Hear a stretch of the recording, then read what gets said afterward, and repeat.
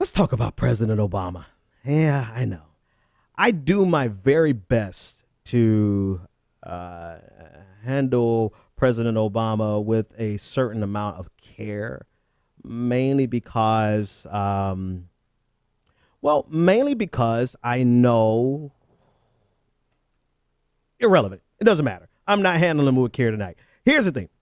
President Obama did two things. One I agree with partially, and the other one I think is just completely insane. So President Obama was on the Axe Files, which is a podcast by David Axelrod, who used to be a special assistant to President Obama. And on the Axe Files, he discussed two things that I want to mention here. Number one, he discussed the possibility or the likelihood that he would beat Donald Trump, and that he would beat Donald Trump if he had a chance to run for a third time.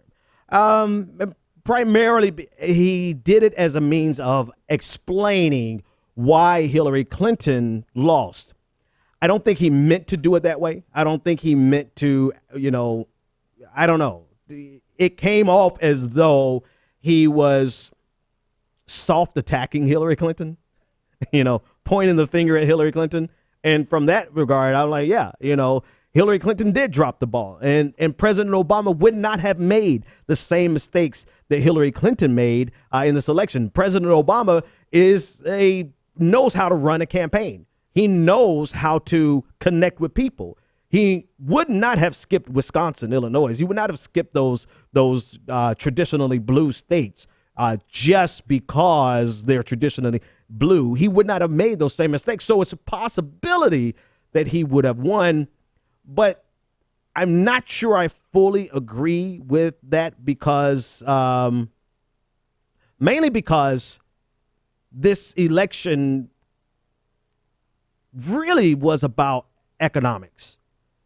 And you don't get a chance to redo the last 8 years and that have been a purely neoliberal economic paradigm. I mean, with even Obamacare, his signature achievement was a handout to health insurance companies, right? So I don't know if he could have convinced America for the third time that he was serious about economic populism, which would have been the number one way to defeat Donald Trump, particularly in the Rust Belt states. I don't think he could have done it. But I do believe he would not have made the same mistakes as Hillary Clinton. And that's essentially the substance of his conversation with David Axelrod on the Axe Files. The other conversation that he had with David Axelrod was about Jeremy Corbyn. And this conversation was rather, well, let me just give you some snippets of what Obama actually said against Jeremy Corbyn. So he compares Corbyn to the GOP. And this is from The Guardian. I want to read a snippet of what they said. However, the outgoing president insisted that he didn't fear the Corbynization of the Democratic Party following this loss in November, partly because he thinks that the Democratic Party stayed pretty grounded in fact and reality. The Guardian goes on to say Obama indirectly compared the state of the Labor Party underneath Jeremy Corbyn to that of the Republican Party in the U.S., which he said had started filling up with all kinds of conspiracy theorizing. Yeah. So, of course, this was heard across the pond. And Jeremy Corbyn's spokesperson said this, quote, both Labor and U.S. Democrats will have to challenge power if they are going to speak for working people and change a broken system that isn't delivering for the majority. What Jeremy Corbyn stands for is what most people want: to take on the tax cheats, create a fairer economy, and fund a fully public NHS, build more homes, and stop backing illegal wars. And then they had this beautiful quote at the end, said, quote, for the establishment, those ideas are dangerous. For most of the people in Britain, they're common sense and grounded in reality. I got to give Jeremy Corbyn's office and spokesperson a round of applause. So here's where I'm not going to sugarcoat things with President Obama, because, I mean, he played his card here, right? He played his centrism is good. And anything that's too far to the left or too far to the right are equivalent in his eyes, in the eyes of a neoliberal. They're the same, right? They're the same evil. They're both extreme. They're both ideologues. That, you know, so this is how he can simultaneously, not simultaneously, this is how he gets away with lumping Corbyn and the international left in general with the rabid right. Ideological polar opposites, but he uses this horseshoe theory, right? The horseshoe theory that says the left, the far left, and the far right are essentially the same, and the middle is the center. The center, that's the place that we want to be. And that's bullshit. I mean, there's no other way to mince. There's no words to mince here. That's complete, utter bullshit. And the reason it's bullshit is because American centrism, or even this third way global centrism, is so far from being centrist. It's so far to the right. It has the entire paradigm underneath which we've operated for the last 40 years is anything but the center.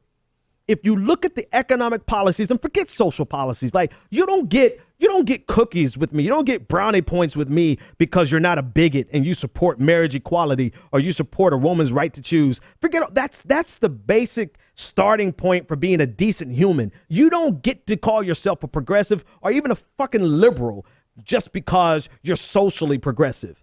Talk to me about your economic policies. And when you look at the economic policies of Barack Obama and the third way Democrats, the Democratic Leadership Council, they have always leaned to the right, not just leaned to the right. They have gone as far to the right as they could and still get away with being called Democrats economically. This is how you get this entire generation of Democrats who say, I'm socially liberal, but I'm fiscally conservative, as if that's a damn badge of honor. And so President Obama runs and has this conversation with Axelrod, and he lumps Corbyn in. And by lumping Corbyn in, he's lumping in the international left. He's lumping the international left in with the Republican Party, with the GOP, with the right, saying that we are unrealistic in our goals when our goals are pretty succinctly outlined here by Corbyn's spokesperson, which is to take on the tax cheats, create a fairer economy and a fully single-payer system, to build more homes, and to stop backing illegal wars. That's as close to reality. If it's not realistic to do those things, then we need to change our reality. And the only way we could do that is by challenging these centrist third way Democrats, these global third way politicians who claim to be centrist when their economic policies are closer to Ronald Reagan than FDR. Let's just use that as a measure. Bill Clinton's economic policies, Barack Obama's economic policies are closer to Ronald Reagan than they are FDR.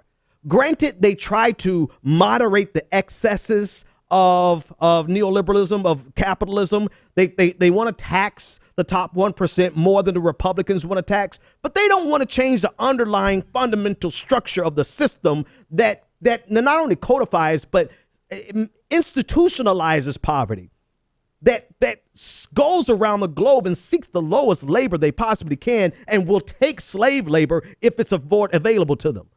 They're not going to change the exploitative nature of capitalism. They just want to moderate the excesses and say, you know, it's okay for you to be a billionaire, but do you really need to be a 2 times billionaire? So this idea that Barack Obama even represents the center is fundamentally flawed. He represents the center if you're comparing Ronald Reagan with Barack Obama. Okay, yeah, he's more moderate than Ronald Reagan, right? but he's not too far away on tax policy. Well, okay, let me be more accurate, right? So he's clearly not as close to the 1981 tax cuts. He's far away from that. But hell, we came back from the 1981 tax breaks underneath George H.W. Bush and some underneath Reagan. So the Democrats didn't even undo the damage to the progressive tax structure that Ronald Reagan did. You know, that was actually Ronald Reagan, I think, in 1984. And then George H.W. Bush, who ended up losing his election because he broke his campaign promises to read my lips, no new taxes. And he had to raise taxes because of how bad of the economic situation Ronald Reagan left him.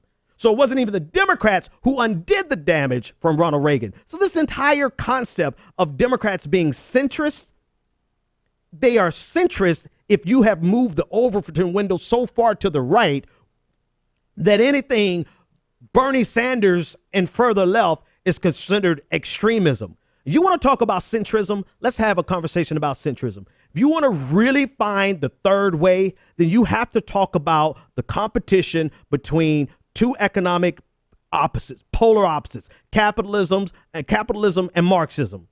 Let's compare those two and find the center of that, and then maybe we'll call somebody a centrist. But that center is not Barack Obama. And he's dismissing everything else as being unrealistic, when in reality, most Americans can't even afford to live in this reality that we have here in America. Obama, take a vacation, man. Just take the next couple of days off before you say something else that's going to force even me, who has been an unapologetic Obama apologist, to have to come clap at you, man. Go take a break. Go golfing. It's over. Go write a book. Go do some Goldman Sachs speeches. Make a whole lot of money. But let's leave this conversation about the left and right alone, because you're not properly representing it.